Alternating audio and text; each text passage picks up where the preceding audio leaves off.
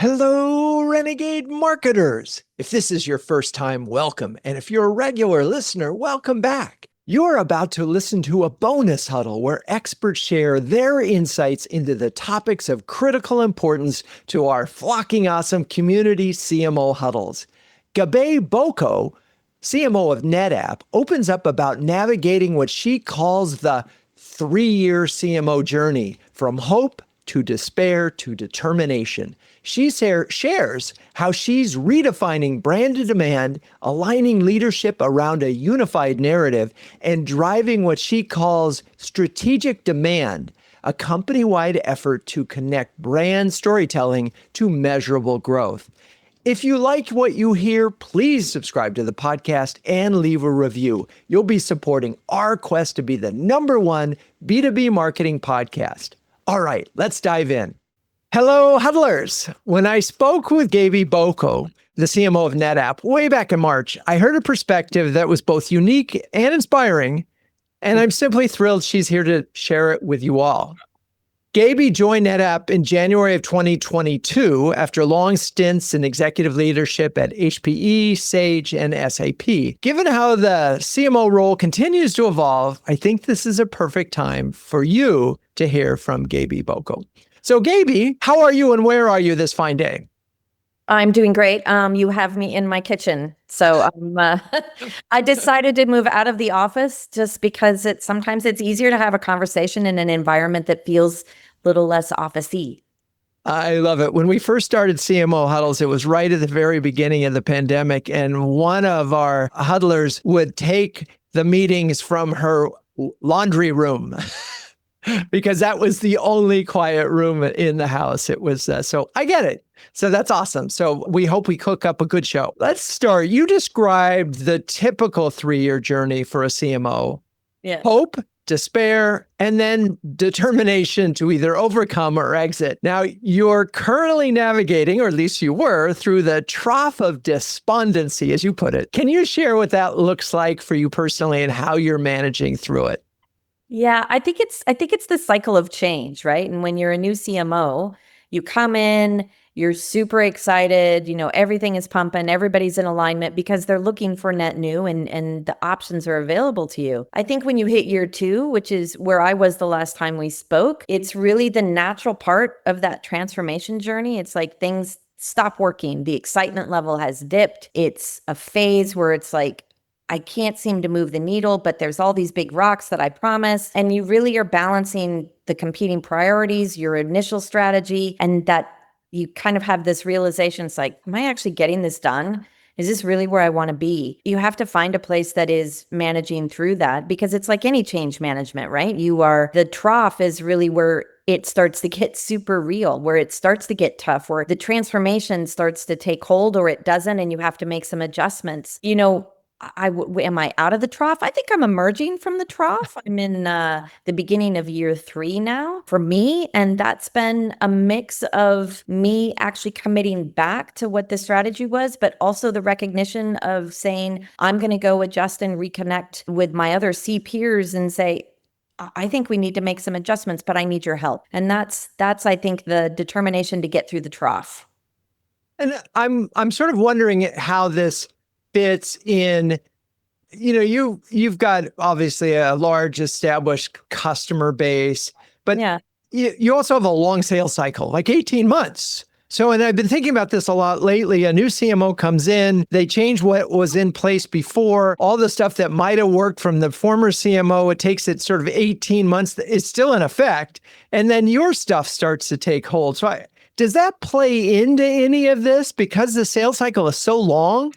It does. It does. You've almost got a clash of cultures, marketing cultures, a clash of strategies, and a clash of messaging. There's certain things you can do, and I definitely wanted to be more prescriptive on brand because I wanted it to be not a clash. I wanted it to fall and stream more easily. But demand was one of those areas that I did get the clash, right? We had campaigns that were in market, media perspectives, and placements that just weren't doing the job. Not to mention just you have a former team, right, that are committed and married and gung-ho on a previous strategy, and you have to bring them along, or they decide to exit. So I think all of those things is what happens in that mix of legacy or previous into new. I also like to really say that I think CMOs do each other a disservice, right? CMOs come in and build on the shoulders of the CMOs that were before them, right? Marketing is not if it's a herk and jerk or a lift and shift, then you're always going to be in that catch-up stage. So I believe in something that's working for me right now is what was it that needed to be changed at the right time? I didn't need to go do a new brand campaign. I did need to redo the narrative. I didn't need to pull out all of the team at one time. I needed to see what worked and what didn't work. So I think it's building and understanding and seeing where you can change and then being able to communicate that, because leadership around a CMO wants immediate results. Any CMO, they want immediate results. I want more demand. I want you to grow my brand. I want that all tomorrow. Why are you so slow? And I think it's really understanding and being able to communicate, hey, listen, this is where I am. This is where I'm going. And if they can understand that and then you can embrace and bring them along, which everybody says that, but that is the hardest part, right? To me, that's the hardest part, is going in and having a conversation with somebody whose expectations are way over here. And I know that the team we've got is like right here. So it's that communication that I think is the bridge between last regime, new regime, company expectations changing, and how to really bridge that gap. Yeah, there's a lot to unpack there, and I want to go through a few of them. One, I have seen this happen over and over again when new CMOs come in and say, this is a brand problem, we got to fix it. And they use all their political capital in the first 6 months to change the color and change the logo and change the tagline. And it often, and it might have been needed. I'm not saying it wasn't in many cases, but it is a rough use of political capital that you have. And so interesting that you describe the difference between brand and narrative. I have to tell you one other thing. A lot of the CMOs in our community have been told by their CEOs and their boards and their investors to never use the word brand at all. Yes, I know. It's hard. I think brand is no longer a linear journey. And I think that CMOs have to be, I've had to learn this. I'll just say it. I'll say, I've had to learn this, that I can't do all the same things that I know I have to do. I have to pick the battle. So for me, brand was, I'm not going to make it a dirty word. Well, first of all, I had the good fortune of my entire company saying, you got to do something. I don't know what it is, but you got to do something. So I got to kind of reset that table. But I also wanted to be very, very clear that for me, it was about communicating brand to demand, not just brand. So I said that the most important thing to be able to facilitate demand was to change the narrative. On the side, when nobody noticed, I changed the fonts, I changed the colors, but I didn't make it a big deal, right? I just made it part of the new demand campaigns that I sent out, and that really helped me out. But the narrative was the thing that I felt like I needed to go energize everybody about how to talk about our company and how to position things so that we could get more demand. I don't know if any other time in my history I would have done that. I think that the spend on brand would have been noticed. The spend on demand wasn't noticed. The connectivity and the messaging was what people were aching for and kind of questioning, which is a brand motion, right? But if I didn't call it a brand motion, then they ate it up and they were there. So I think I'm always in the tune or in the vibe of, clearly I know how to speak to people like marketers. I know how to do this. Hopefully I wouldn't be in my seat if I didn't know how to do it. But the biggest part for me is how to make people accept it. And I get it. The biggest thing is, what's the ratio of what you're spending on brand to demand? Like, how are you doing it? What's the most important thing? So that's why I doubled down on messaging. Interestingly enough, in the first 18, almost 24 months, it was all about the message, narrative, get it into demand, sell the product, Guess what I get to do now? Gabie, why don't we have a tagline? Why aren't we doing brand advertising? Don't know. You want to go do that? Yes, we'd love to do that. Oh my God, really? That's great. I'll go do that for you. No problem. But now I actually have the basis of my brand message house, and I already know what to go do, but it's been a massive journey. And I'm not going to lie, there might be some axes still in my back from how to go do that. But that was how I approached it. It's not the same for everybody. I get that, but that's how I did it. So let's talk a little bit specifically. Can you talk about the narrative as you described it and what it was and how you changed it and why that was important? Yeah, we and again, I stand on the shoulders of all the CMOs who came before me. You know how CMOs are when you build a brand statement or a brand narrative or a brand promise, everybody comes in and I want this word. No, I want that word. I want this word. And I had a really strong board member on my side who's like, it's not been done right. We need to do this right. Personal opinions aside, who really guided and sat with me in all of the C staff, all of the SVP, all of the VP meetings. We went across the board to everybody and basically kind of, nope, that word doesn't work. Thank you so much for thinking that. Like he really helped me control that conversation. We had a brand of what I would call commas, right? When everybody is in the boat crafting the promise, for us, it turned into we're an X, comma Y, comma Z, comma 1, 2, 3. I mean, it was just long. It wasn't wrong. It was right from the perspective of we do all those words, but it wasn't a promise that we could actually commit to and live by. Getting that board member on my side, which by the way, was exciting for me. This is a CMO operating at a board level, which we don't get to go into that perspective, I think, often with the confidence and clarity that a board member will stand beside us. So I really appreciated that. And we came out with something that was one thing, and that it's taken us 2 years now. It's once you have the promise, how do you sell the promise? How do you help people accept that their word wasn't included? That's the charge of transformation that we all go through, and that's the education and the training. But yeah, brand of commas to single narrative, but the massive help of a board member and my CEO who were like, we're committing to this. We're done being this. We need to be something that we can live with for 5 to 7 years. And can you articulate that narrative now? Is it public? Please. It is public. We are, what we came up with was intelligent data infrastructure. We believe that we needed to change the conversation. It was at the beginning of kind of an AI wave where everybody was AI washing. I call it AI washing because AI was showing up everywhere. We felt that in 5 to 7 years that the market would change on us, and we didn't want to .ai us too hard, so we leaned into intelligence. Additionally, we're a data company, right? And not only that, but we're a data infrastructure company, super focused in on what's infrastructure in terms of an on-premise and in the cloud. So we just called that data infrastructure. The intelligent was our nod to AI. The way we think about it and the way the storyline went is that we enable organizations to manage data anywhere, for any application, anywhere it's needed, anytime, but it's protected and secured by intelligence. And we really felt like that was a super bold vision. Where it's going, what it's allowed us to do in terms of the whole message house is, AI didn't just change what's possible, it actually changed what's required. So in terms of our brand house, we felt that we needed to add more promise into our brand promise. And that comes through outcomes, customer outcomes, what you can achieve, what they care most about, what those can track back to, the most business critical imperatives.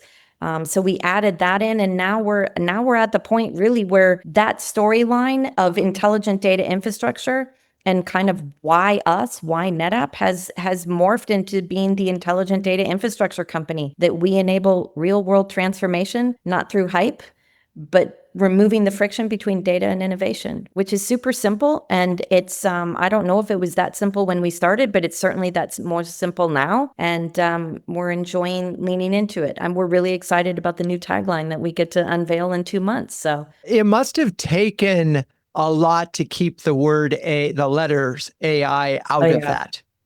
Yeah. Well, it's actually really interesting. I think everybody wanted to, I think you guys have all probably gone through this. Like, I want to make our website .ai. Great. Let's go do that. There's nothing wrong with an AI message. I think if you don't have one, then you're going to be probably missing something. But I think you have to make it specific to you. There were a lot of people who wanted AI, but they wanted to take the old of what we were and just tack AI onto it. So it was really interesting to watch people say, oh no, Gabie, we're storage. We're AI storage. And I was like, thank you for that. I don't know if that works. So what we did is as you all as CMOs know, right? You go into testing, just test, right? Ask your customers, ask your partners, ask the prospects, ask the market, does this work? And a lot of people are like, yeah, it works. But then when we came up with something, it's like, oh yeah, that works. And so that helped because it wasn't me saying it, wasn't other people saying it. It was like, thank you so much for your idea. But 9 out of 10 people hate that idea. So we're going to go with this one.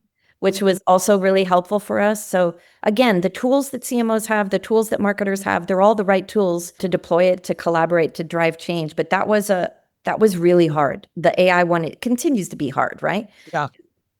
And no doubt most of your competitors are AI washing because that's just what everybody does. I'm curious, did you see data infrastructure as a category that you were developing, or is that language that others might have used? And so are you driving to category ownership?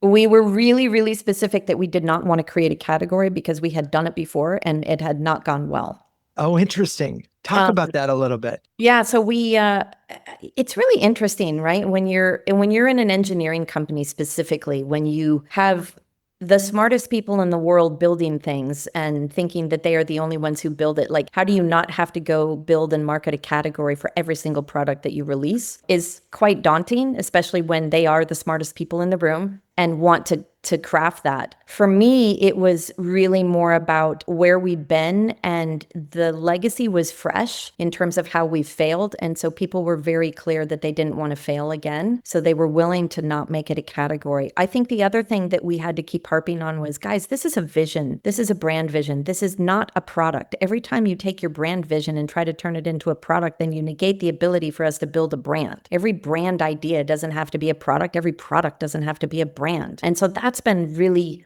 I had an engineer say to me a couple of months ago, that's been really freeing, right? That he didn't have to name every product. He didn't have to rise to the level of every product becoming a category. For me, data infrastructure was just a really good way to start to frame what was two businesses for me, which was data storage on premises and in the cloud. You can't keep telling two separate stories. So how do you do that? Combining it together was an easy way to do that for us. Right. Is it a category? It is now. I didn't make it, and I didn't want to make it because owning a category is really hard to do. What I did want to own is, and I say this all the time when I get on stage at anything internal, guys, we're not the category, right? We don't own the category. We don't lead the category. We made the category. So we are the intelligent data infrastructure company. Just go lean into that. Doesn't matter if people use it. If they use it, thank you so much. I love it when people copy me. That's fantastic. I don't have to then go market that myself. So it's been a little bit, again, of that change management on message and how you should say things. Thank you for going into the specifics of that. It does help. I think folks see the difference in where you were and where you want to go. Really interesting that not every product needs a name. And, if I feel like you're a branded house, you're not a house of brands. And like the only NetApp brand I know is NetApp. And how do you stand on that in terms of, because obviously people are buying different aspects of NetApp. Yeah. The only brand, it's true. We definitely try to not have other brands. There's one brand that I will continue to support, and that's our operating system, which is called ONTAP, which has a really rich legacy and just how we were founded and why we were founded. And 33 years ago, it was, how do you use your data storage to make your data on tap? Now, granted, we were a bunch of beer drinkers evidently at that time, and we were probably sitting around a tap and wanted it to flow as seamlessly as that tap. And we're just now coming back to that story and saying, it's the same principles. We should be telling that story and that legacy. But that's the only brand we defend in addition to NetApp. It has the most customer EQ. It has the most customer satisfaction. And it's most well-known in the industry in terms of a NetApp brand. So outside of that, I don't see the need to add more brands unless it rises to the level that ONTAP did, where we're completely disrupting a space and making that a connection back into really what is our core, which is we're a data company. So are you doing all of your ONTAP event at craft breweries? It just feels like you should. It's so funny. No, I mean, we are bringing that back. We have offices where we have beer bashes. We, in RTP, which is Raleigh, we brought honey, like bees on site, and we now harvest that honey and turn it into a local brewery to have our own brew. So it is, when I say beer is definitely connected, we're a beer company. There you go. It's wonderful to have things like that and be able to bring them back, because they make this technical, difficult, thing that is very hard to engage with completely identifiable. Well, and I also think that that's part of what marketing is there to do, right? Is to create cultural moments. And sometimes I think brand marketing forgets and is focused on the brand message and they forget why you got here. I think when you're a small company and you're close to your founding, you're there, it's resonant, right? You're close. But when you're a 30-year-old brand, you have to remember who you were to basically bring that back. And we've been really harvesting. I call it harvesting because we've been really going back, because as you grow up, right, you lose the people. They're not staying. They're moving on to other companies, right? The technology is changing. The culture, the ideas that you founded this for are changing. So I think that if you really want to build that kind of brand promise and connect to it, then you have to go back and connect your history to it too. And that's what we've been doing. I want to go to something that is really tricky for a lot of CMOs, which is this balance of brand and demand. And I want to understand your perspective on it. You talked earlier about brand to demand. Maybe you could go deeper into that idea to help, because I know that in our conversations, when we're about to have some conversations on budgeting, it's like, can't have a line item for brand. Got to call it something else. It gets really challenging. And I'm just curious what language you use and how you get your executive committee to understand this brand to demand notion. Yeah, I'll just step you through what I've done. Again, I'm not right. It's just what I've done in the moment. I created something. I stopped calling things campaigns and I started calling it strategic demand. I didn't call it rev ops. I didn't call it, central marketing, central campaigns. I didn't call it integrated campaigns. I didn't even use all the language that we know we're going to use. I called it strategic demand. And when asked what it was, I said, this is brand to demand. This is where our key ideas we're going to go generate demand in the market for, but it's not something that I can do alone. Strategic demand is absolutely 100% connected to the entire company. And what that caused was this requirement now by the C staff to track demand across all vectors. So marketing now just becomes a contributor to demand, not the owner of demand. Partners are a contributor to demand. Sales are a contributor to demand. So it's not just pipe. It's not just revenue. It's a contributor to demand. So demand just got raised up as an imperative, which is super exciting to me because strategic demand is the combination of brand to demand. The other thing that happened is inside of that strategic demand conversation is this whole conversation around propensity and targeting and personas. And I think, again, marketers do a really good job of creating personas when you build brands. We have targets, we're aligned, and propensity models, we all work the same propensity models. But what I was able to do in that side of the house was to say, guys, I'm not able to get to enough eyeballs. So when you're looking at my component of strategic demand, my component of demand, I should be getting to more eyeballs. And they said, well, what would help you get to more eyeballs? And I was like, I need to amp up the brand part of this because I need to feed it. That led to, well, what would you do to do that? You can't get more dollars for advertising. Great, thanks so much for that. Okay, no problem. In truth, maybe advertising only goes to the targets that we all know, and you'd have to know us to be able to respond to it. I'm good with that. I was like, how about sponsorships? And they're like, yeah, but you're doing sponsorships already. What would you do differently? And that really led to us saying, well, what if it was a big sponsorship, like one that was huge? And that allowed me to go and pitch being the sponsor of the NFL, which is something that we're really proud of that we did. It's opened up tons of eyeballs for us. It's opened up a way to manage. And by the way, they are a customer. So it was an easy sell. And I think what that did on two vectors was said, this is not just a marketing requirement to deliver demand. We have to deliver strategic demand, and it has to be something that the whole company is part of. But we also know that we have to feed that demand funnel with net new eyeballs. And sometimes you have to break the bounds of what you need to do. And we need to invest in brand initiatives, things that feel like brand initiatives, but in fact are adding value to that funnel. So those are the two things that I did. I will tell you that is probably why I was in the trough of despair for year two. Both of those things together don't even go down the path that we couldn't measure half of what we were saying we were going to be responsible for. We didn't have the money to do the sponsorship. I mean, all of those things, I was fighting both of those battles on both fronts. But coming out of it, we have an amazing sponsorship. We have more visibility than we've ever had. And we have the entire go-to-market team in the boat with us now. We're all singing the same language. We all are looking at it. I just did what we call an executive review yesterday on demand across all of us. And literally everybody was like, holy crap, well, what else do we need? What do we need to change? We can see this. I can see what I'm doing. If I do this, does it change that? So everybody's asking the right questions. It's now not just on the pipeline or on revenue. People are going all the way back the trail to demand because we can see everything from demand to pipe to revenue. And that's really exciting, I think.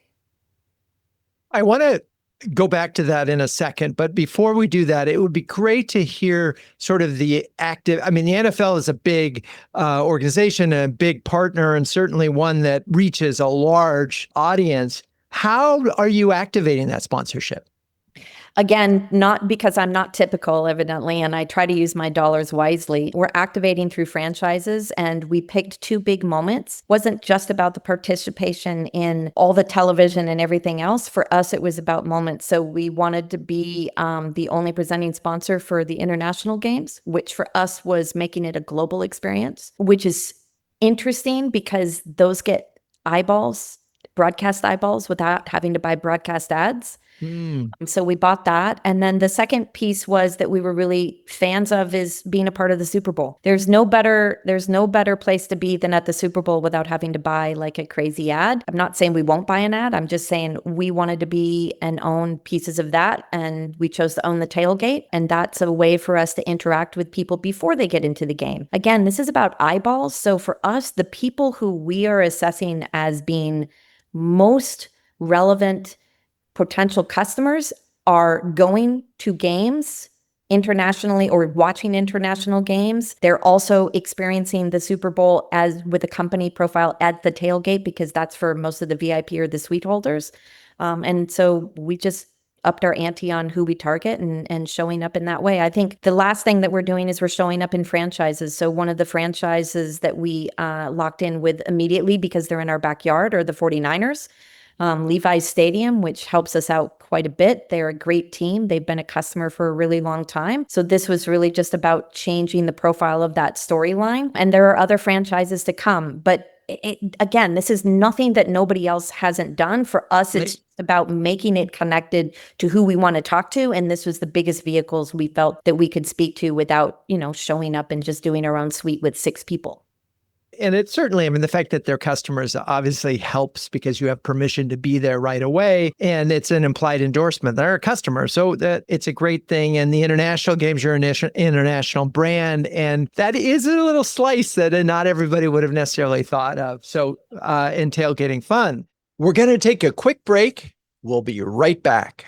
This show is brought to you by CMO Huddles, the only marketing community dedicated to B2B greatness and that donates 1% of revenue to the Global Penguin Society. Why? Well, it turns out that B2B CMOs and penguins have a lot in common.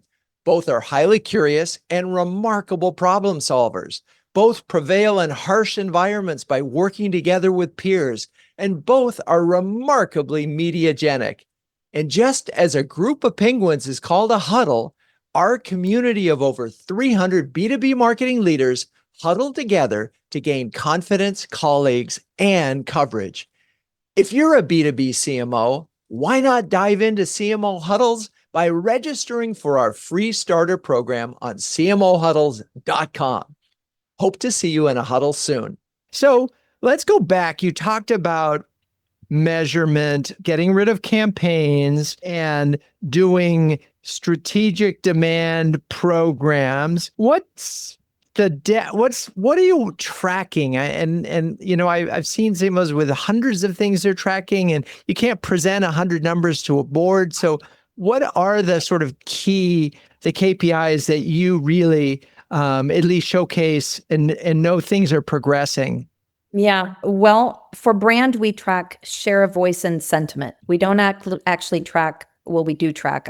Let's be clear. I track things all the time, but what I'm going to share as success are going to be highly, highly limited. For me, it's about sharing share of voice and sentiment because that really starts to underpin that the message is getting out, which goes back to my focus in on the narrative, not my focus in on kind of brand. So that's been a big boon for us because it activates everybody to say, what can I do to help share a voice? Does product need to be blogging more? Does the customer success team need to be on Reddit? Whatever that looks like, I think really kind of helps that. The second set of metrics are all about demand. We track what our percentage of land and expand. There's nothing new about land and expand and protect, but we track how much demand we generate for land and expand accounts. And we're looking for that to be 60% of the pipeline. So we don't just track how much we deliver, we equate it to being 60% of the pipeline. That's marketing's contribution to the pipeline. So however much demand you create, we want that to show up in pipe. And then the very last measure that we do is how much of that we created as demand, that we dropped, that were connected into pipeline, how much of that was won. We track, somewhere in the neighborhood of 15%. Now, I think a lot of CMOs, a lot of marketing people always remember the age-long fight, right? Like, how much revenue did you drive? I am not going directly to that path, but I am going to that path via demand. So I'm saying if I generate this volume of demand, that I am a component of 3 sets of teams inside the company who are delivering it. We all have a percentage that we want to see show up in pipe, and we all have a target by which we want to see convert into revenue. That is as close as I'm getting to saying I own a revenue number. And let's talk about that a little bit, because we've had folks share where they ended up owning pipeline because it was the only way to sort of get whatever marketing was sort of nurturing and developing to the point it was actually a sales qualified opportunity. And they felt there was this gap that happened because the handoff was missed. And so they just took over pipeline to sort of get control of that. I know that's not what you do. Talk about how this works for you, and do you have sort of service level agreements in place even on there is some handoff at some point in time, and how that works? It's because it's a company-wide initiative on demand. We've been very explicit, right? In that target set of propensity models, everything goes in as a $0, right? That's just guaranteed, so everybody can work it. Whoever puts the first set of dollars in, that's the account, and it gets tracked all the way through. So there is agreement that if marketing has their hands on it and has added how many dollars that opportunity will generate, then that's a marketing influence lead. And no matter if you go through the sales motions of, oh, I closed that, I had to reopen it because I was already working it. No, you weren't. You weren't. I can still track that. I can track that all the way through now because we dropped a little cookie in there. Thanks so much for playing. That doesn't count. But I couldn't do that without agreement, right? I couldn't do that. But I also said, if demand is shared, pipeline is shared. That means that revenue is shared. So all of us came together as go-to-market leaders and said, we got to do this differently. Eliminate the lines and the friction of ownership. This is how we're going to drive it together. I'm not saying that it works that way in every company. I've certainly been at companies where it's super combative, where I literally had salespeople, writing down, I see your conversion rate is this. That means I need this many leads from you, and I expect you to spend this dollar per lead, means that this is how much money you get to go make it. There are those, right? Fortunately, I am not in that space. I do, however, believe very, very much that I am still committing to the same principles, just maybe slightly differently. I'm still committing to making marketing a part of revenue. I'm just doing it via a demand vehicle. I am still committing that my whole focus should be on what that conversion rate should be at the highest possible dollar. I'm just doing it through the lens of demand. And I am committing that if I am able to do that, then you should reward me with more budget to go do that. It's the same, but it's just more partner based. It's more like we're in it together. It's not just marketing, you own this kind of thing, kind of principle. And honestly, this is the first company I've ever been in that has advocated for that. Help me understand one thing, because I always have sort of laughed at this notion of marketing influence. There really isn't such a thing as a sale that marketing didn't influence, because everybody goes to the website. Has to at some point in time, in 130 touches across a 6 to 18 month journey, marketing influenced it. They may not have closed it, they may not have opened it, but they influenced it. So I just struggle with this. And then I also sort of have this bigger sort of thing is win-loss rate is determined often by brand perception. Do I trust this brand more than others? That's marketing in like the grand scale. So where are you in that sort of that discussion and maybe it doesn't matter and I could sort of move on, but I'm stuck there. We're still, I think I think marketing needs to learn that it's how you present your story in the context of how other people can interpret it. My boss is Spanish. I mean, when I had to present a tagline to him, that was me having a conversation half in Spanish and half in English. And that's an understanding kind of language, what works, what doesn't work. And I think sometimes marketing people get stuck on how we know how to communicate, and then we don't interpret it right. Influence is one of those things that I think is really hard to do. If we're doing our jobs right, yes, our job is to influence. Everything we do would be influence. If you track it as a percentage of revenue, technically, then I should be in every deal, right? And that's not something that I guarantee you any salesperson that I work for will allow. So I needed to find a way to have a conversation where I was like, listen, I'm partnering. We know that I have to influence. Yes, Gabie. Yes. Fine. But let's make this relevant as to how I'm actually helping you. What's going to drive that influence? We are tracking. We track it though, not through influence. We track it influence in time to close. So we track the number of days. Did influence help us with the number of days to close something? Did influence help us progress through the sales stages? We're still working that math. The first couple ones we looked at was like, okay, this is bad, that we shouldn't present this. So we're still kind of working it out. But right now we're leaning towards the number of days where influence is a metric there that we'd want to watch as a conversion size. That's something that we work on a lot. Interesting. I would say in our community, there aren't that many brands that probably have the very high level of basic awareness. NetApp is a known entity. It's been around 33 years. If you said in detail, what do you know about NetApp? I might have had some storage something, right, at some point in time. So awareness is less of an issue for you overall, the sort of unaided awareness, but salience and relevance and news and, what have you done for me lately? That feels like changing perception as hard as you're having to make people be curious about your brand now. Is that a fair assessment? Yeah. But I think it goes hand in hand with awareness, right? I think the normal track of awareness, familiarity, consideration, we find that our consideration numbers are very high. When we're invited, we're considered. That's not our problem.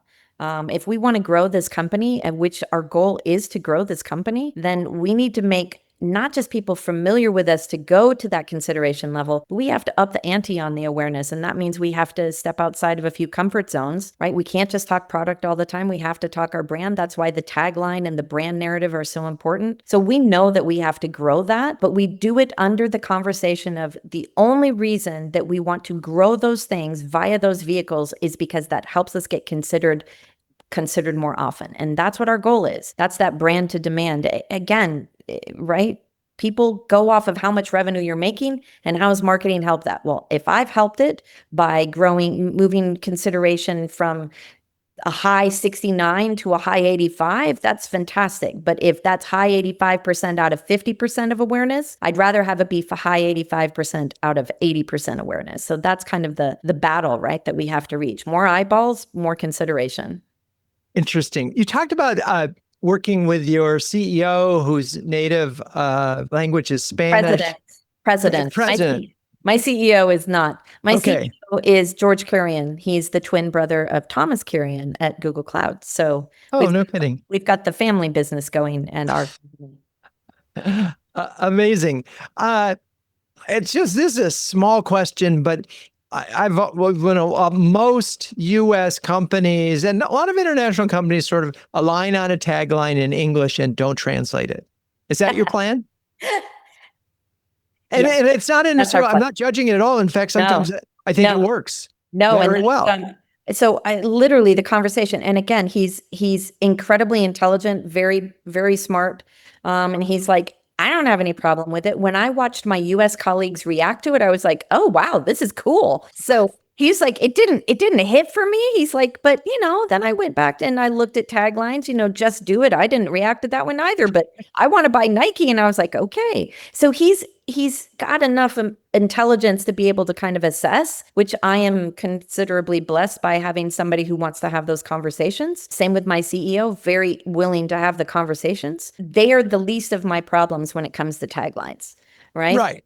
Again, Well, in that's marketing, fortunate. it's less about the bosses. The bosses will support you either way, in my mind, but it's down to the geniuses who work at your company, and everybody's very creative, right? Everybody has a great idea. Everybody wants to promote that idea. So it will be how well of a hustler I can be to convince them that this is the one tagline they need and to leave off all the ones that they've been building all by themselves. So we'll see. Yeah, well, it does speak to the need to, when you're doing something like this at a well-established company, to really give enough time to sell this internally and build momentum and get people excited and show how it relates to them. And, there's sort of levels. You educate a bunch of people and then they go educate a bunch of people. It's a whole thing, and it's often skipped. Yeah. But it can make or break. And the point hardest one is going to be Japan, right?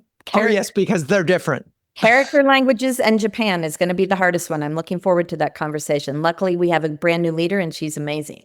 That's great. Talk a little bit about, because the CEO CMO relationship, I mean, it really is make or break, both from a longevity standpoint, and talk about building the partnership in your mind and even when it's a little more challenging. Well, I actually report to the president. Okay. So I'm those CMOs who, I think there's been a shift recently where the last 10 years where CMOs report into CROs. My CRO is actually my president, so he owns all of go-to-market. So there's a lot of that as you get bigger. I think bigger companies, as you're growing, you tend to kind of put marketing in with like. But I have always been a part of and included by the CEO at the board level and at the C-staff level. So it's almost like I'm kind of everywhere with multiple inputs and multiple bosses. Spend a lot of time with our chief product officer because of his input. So I think the best thing that can happen to a CMO is to have a very advanced thinking CEO who connects that CMO into every executive and every board member for the feedback. If they compartmentalize the CMO into a space that is just do demand or just do this, Right, then it becomes very, very hard to be successful. And so the relationship has to be there. But it's not even just a relationship. I think I've been with CEOs who I liked a lot, who I still didn't get maybe board access that I wish I had. I think it's advanced thinking about on the part of a CEO to say, I want this to be successful, and I see it more on the lines of a strategic function for me. And I see this person as somebody that I want to endorse. Not that you're the smartest person. Marketing is there to be a contributor. So I endorse this partnership and this way of communicating. And I want this person in as many places as possible so that this person is effective. That's how my CEO approaches it. That's how my president approaches it. And that's even with that, you go through the trough of despair, right? Because you've got all this pressure of people who expect all these amazing things from you. And it's like, how am I ever going to live up to that? So, yeah, you need that, but you're also equally it's like your father at some point. It's like, oh God, I disappointed dad, really bad. Or I let my uncle down. Dang, I should have done that better. So it's you got to have it. I don't know how else to do it. If you don't have it, then I don't know if I'd stay. I don't know if I could stay here if I didn't have that, quite frankly. I have to ask about how you AI is impacting the way your marketing is happening, how it's impacting your teams. There's a lot of folks who have been actually reduced their staff as a result of that. Others are looking at more productivity as a result. Where are you in terms of sort of if there's a maturity model for AI adoption, where are you? I'm probably right in the middle, maybe a little bit above middle. I have a big digital background, so I like to be first in on most tech. So I wanted to move really quickly on things that were going to be meaningful, and so we did on the tech side. I think I was a little bit slower on the people side, not because it was the wrong move, but because I really wanted to know what was happening and how AI would affect that. It's always hard to affect someone's jobs. I'm just going to be honest. But I think it's getting to the realization for me, we need people who are going to be next stage for us, who are going to be AI driven and can be supported by and make and influence where we go in that AI journey. And so that's definitely done some reductions with more dollars being put into how we think about AI media, which is more GEO and versus SEO based. Hiring agencies that allow us to do that, thinking about our website, not just as a website, but as an AI agent itself, how to think about people not just using ChatGPT and writing great content, but how we partner to actually use that as storytelling. That's required a different type of employee. That's required a lot of training for the employees who wanted to make the jump. So I think on the people side, I was a little bit later than I wanted to be. On the tech side, I was more forward. So against both of those, I'd probably just a little bit up from the middle, I'd say, in the curve. Any lessons learned so far in the AEO, GEO area? No, I think the more I try, the more it's just like, try it, just keep going. Just, I don't like that, do that. Okay, try that, do 2 or 3 things at the same time. I mean, I was talking to somebody the other day, it was like, well, I'm really into Google because it's definitely doing the job for me. I was like, no, it's not. Let's go fix that. So I think for me on the GEO it's to experiment fast and to experiment often. There are so many good small and even large agencies who have their models out there. I think just go try 1 or 2 of them and see what it gets you. Yeah, it's so funny because we've had a lot of conversations in huddles, and we're having several groups have come in and presented, and it's too early to know that if you do this set of inputs, you'll actually get this set of results. I mean, it's just, and because you have to run tests, and it's crazy because in order to actually measure it, you have to run like 1,000 queries because of the same keywords, because they don't ever provide the same answer twice. I also think, though, to that point is what I've really respected about the vendors that I have used and the agencies that I have used and am currently using. So I went to them and said, listen, I'm going to blow it up. I'm going to blow your world up. If you want to be on board with me, then let's go figure out how to do it together.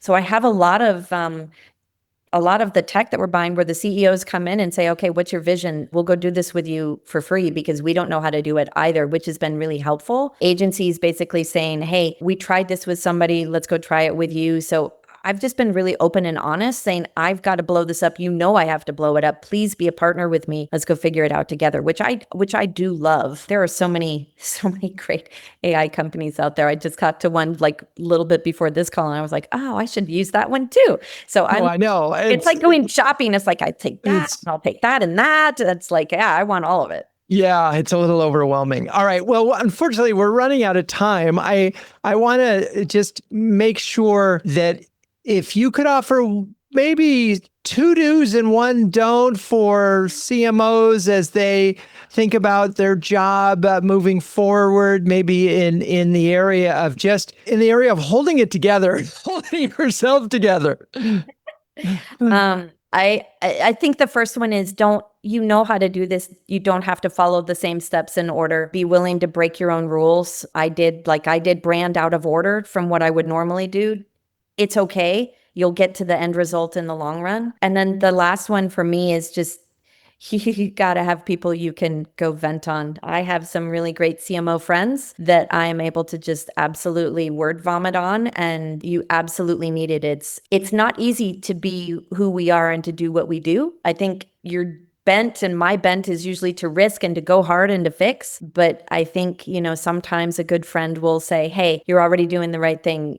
Maybe pause on that one and go for this one. So you just need and that's not always in your company, it's outside. So find a group of CMO friends that you respect. Love that. That's kind of what we do here at CMO Huddles. All right. Well, Gabie, thank you so much for joining us. If you're a B2B CMO and you want to hear more conversations like this one, find out if you qualify to join our community of sharing, caring, and daring CMOs at cmohuddles.com. Renegade Marketers Unite is written and directed by Drew Neiser. Hey, that's me. This show is produced by Melissa Caffrey, Laura Parkin, and Ishar Cuevas. The music is by the amazing Burns Twins, and the intro voiceover is Linda Cornelius. To find the transcripts of all episodes, suggest future guests, and learn more about CMO Huddles or my CMO coaching service, please visit renegademarketing.com. I'm your host, Drew Neiser. Until next time, keep those Renegade marketing caps on and strong.